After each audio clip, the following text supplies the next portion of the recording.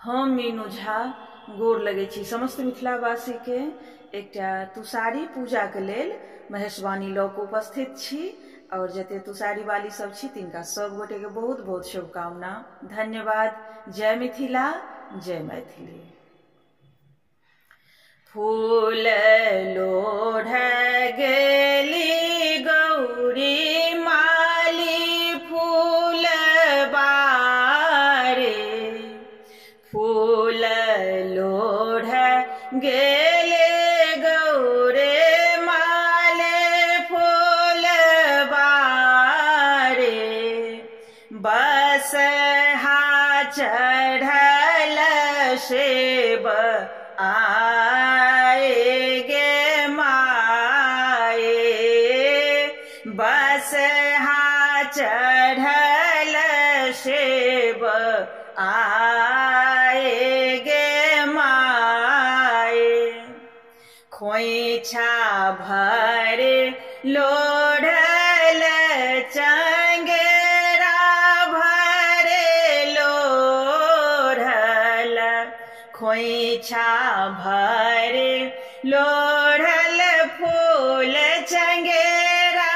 भरे लोढ़ल, लोढ़ल फूल छेरे आए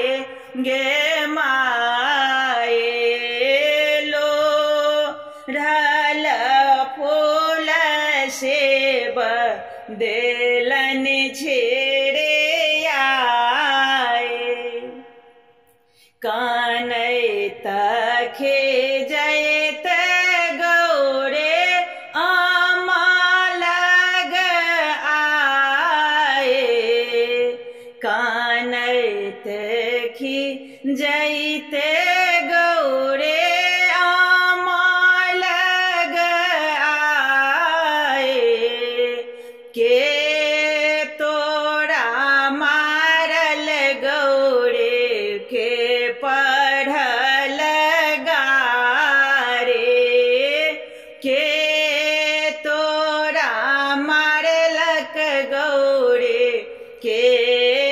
पढ़ल गारे, हम नहीं कहब आमा